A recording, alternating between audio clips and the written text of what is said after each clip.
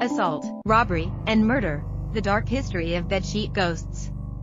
Wearing his finest black outfit, Francis Smith stared nervously at the three judges in London's main criminal courthouse. A mild-mannered excise tax collector, Smith had no known criminal history and certainly no intention to become the centerpiece of one of 19th century England's most unusual murder trials.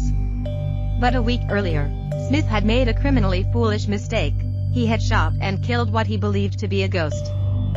The spectators inside the courthouse sat hushed as the prosecutor and a cross-examiner questioned about half a dozen eyewitnesses. Each person had seen Smith in the village of Hammersmith, now a part of London, the night of the crime, or they had previously seen the ghost that Smith was zealously hunting. One such eyewitness, William Girdler, the village night watchman and Smith's ghost hunting partner, had not only seen the white-sheeted spectre lurking across the street, he had chased it. When you pursued it, the cross-examiner asked, how did it escape? Slipped the sheet or tablecloth off, and then got it over his head, Girdler responded. It was just as if his head was in a bag. How long had the neighborhood been alarmed with its appearance? About 6 weeks or 2 months. Was the alarm great in general? Yes, very great. Had considerable mischief happened from it? Many people were very much frightened. Girdler was telling the truth. The people of Hammersmith had reported seeing a ghost for weeks now, and they were terrified. The spectre was verifiably violent. It assaulted men and women, and during its 2-month campaign of harassment and intimidation, it had successfully evaded capture. Rumors swirled that it could manifest from graves in an instant, and sink back into the mud just as quickly. At the time, the magazine Kirby's Wonderful and Scientific Museum reported that the ghost was so clever and nimble in its retreats, that they could never be traced. When Anne Millwood took the stand, the cross-examiner asked if she was familiar with these reports. Yes, I heard great talk of it, Millwood explained, that sometimes it appeared in a white sheet, and sometimes in a calfskin dress, with horns on its head, and glass eyes. That wasn't all. The ghost also reportedly took the shape of Napoleon Bonaparte. Other accounts said that its eyes radiated like glowworms and that it breathed fire. It must have been incredibly difficult for Millwood to describe the ghost's appearance, especially in front of a public audience. The ghoul she characterized looked nothing like her late brother Thomas, the young man whom Francis Smith had mistakenly murdered. In 19th century Britain, seeing a ghost, at least a person dressed up as one, was not uncommon. Ghost impersonating was something of a fact, with churchyards and cobblestoned alleyways regularly plagued by pranksters, louts, and other sheet-wearing hoaxsters who were up to no good.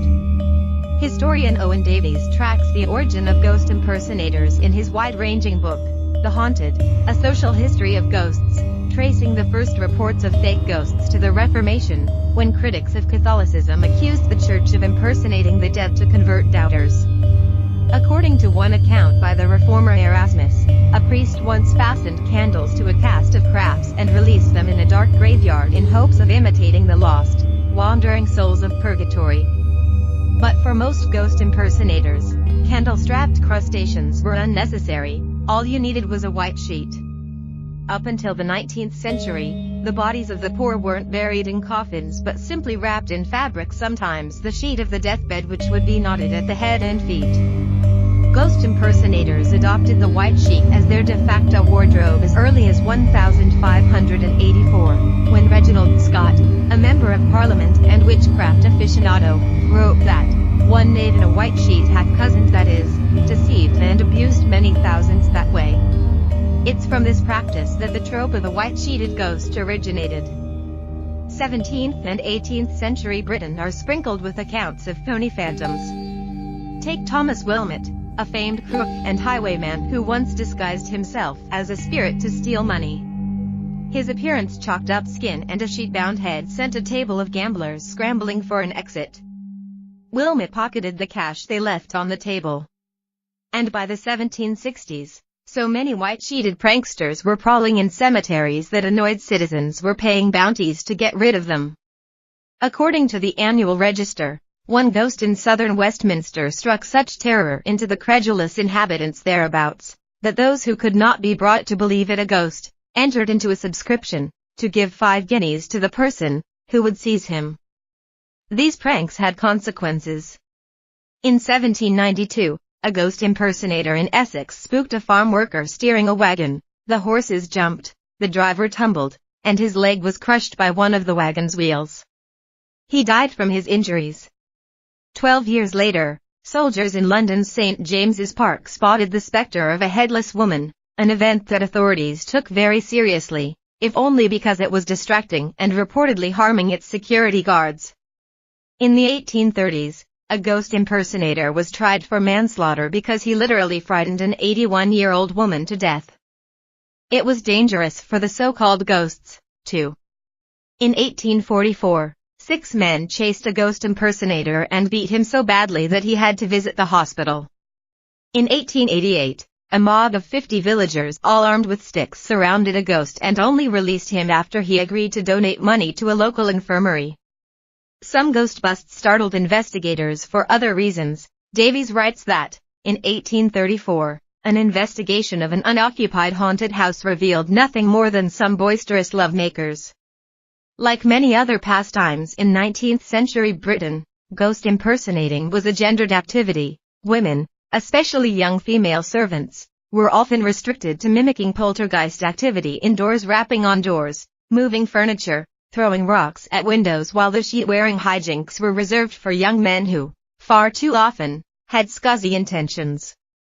Most accounts of ghost impersonating, both modern and historical, gloss over the fact that men often used their ghostly cover to intimidate, harass, sexually assault, and even rape women. In his precise and critical account of ghost impersonators, Spirits of an Industrial Age, the historian Jacob Middleton argues that ghost impersonating was not only the domain of juvenile pranksters, but also that of sexual predators. This was made most painfully clear during the 1830s, the height of hauntings by Spring-Heeled Jack. Every day, London's women had to contend not only with the persistent threat of cabs and street harassers, but also with men the press dubbed monsters, menaces who stalked, grabbed, groped, slashed, and stabbed women in the breasts and buttocks. These criminals were piquerists, people who took sexual pleasure in piercing the skin of women, and a spate of attacks in the 1780s put all of London at unease. In the early 1800s, these burrs started to take cover by dressing as ghosts. Spring-Heeled Jack, called a monster in human form, was among them. Hiding in alleyways after sunset, he would seek lone women, knock on their doors, and attempt to tear away their clothes with hooks. Thanks to London's sensationalist press, tales of Spring-Heeled Jack would bloat into urban legend. But even before Spring-Heeled Jack, on a normal evening, the women of Hammersmith were justified in feeling worried about stepping outside after dark. Organized police forces were a relatively new idea in Great Britain, and solitary neighborhoods such as Hammersmith were protected by little more than a roving constable or watchman. Reports of the Hammersmith ghost intensified that anxiety. The community's men weren't much help. As the Morning Post reported, the ghost was seen on Monday evening last pursuing a woman, who shrieked dreadfully. Although there were 4 male passengers in the stagecoach, which passed at the time, not one durst venture to the rescue of the distressed female. It wasn't until weeks of attacks that bands of locals, their bellies sloshing with ale supplied by the nearest public house, began taking to the streets to stop the menace. It was at the intersection of these two sad facts that the tragedy at Hammersmith unfolded.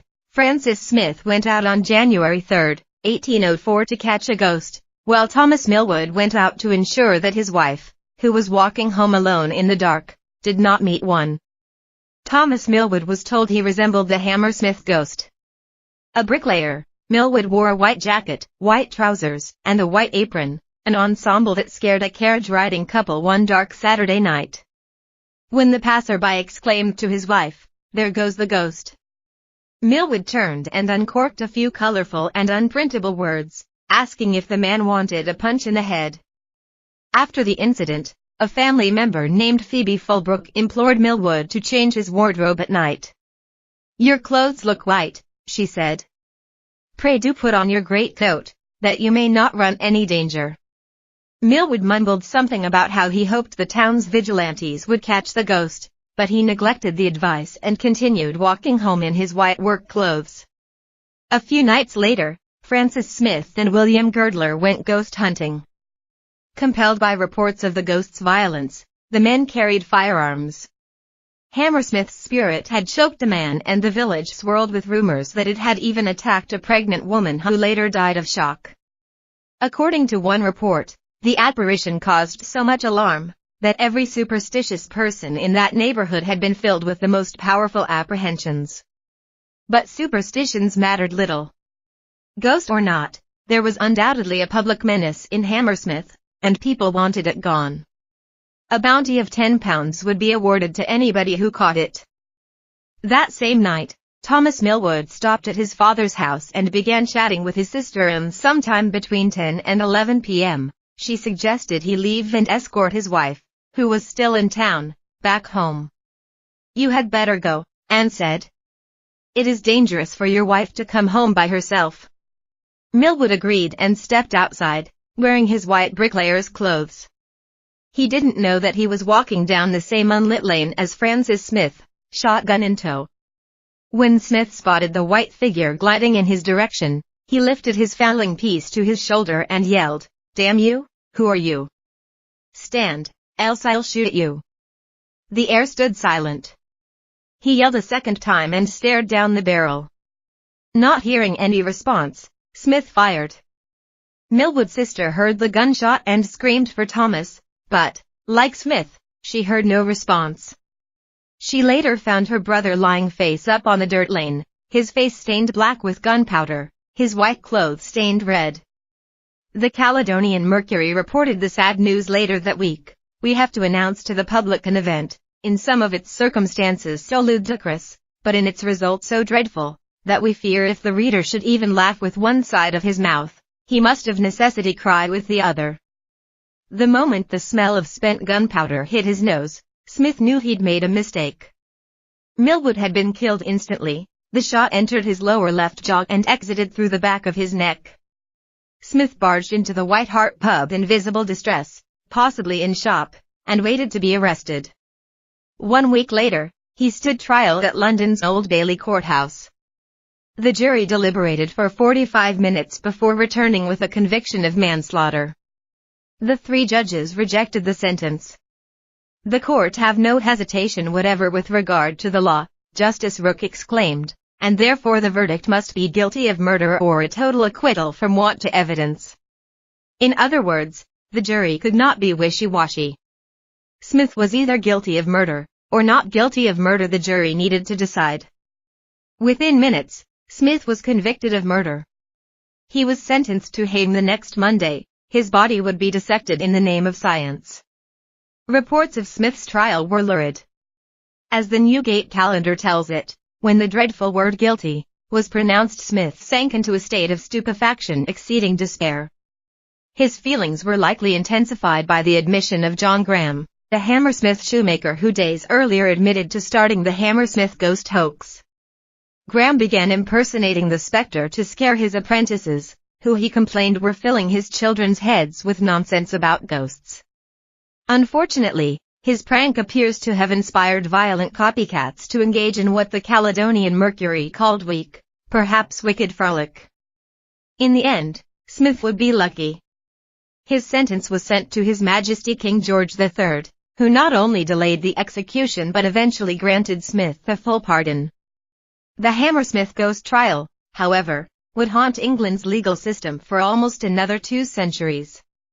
Smith's case would remain a philosophical head-scratcher. If somebody commits an act of violence in an effort to stop a crime from occurring only to realize later that they were mistaken and that no crime was being committed, is that person still justified in using violence? Or are they the criminal? British law would not make room for this gray area until the 1980s. Meanwhile, the tragedy in Hammersmith failed to deter England's many ghost impersonators. Pranksters and creeps alike continued wearing bedsheets in dark cemeteries and alleyways for almost another century. In fact, the ghost of 1803 and 1804 would not be the last spectre to haunt the village of Hammersmith. 2 decades later, a ghost would return. But this time, villagers whispered rumors that this haunting was real, caused by the angry soul of a white-clad bricklayer named Thomas Millwood.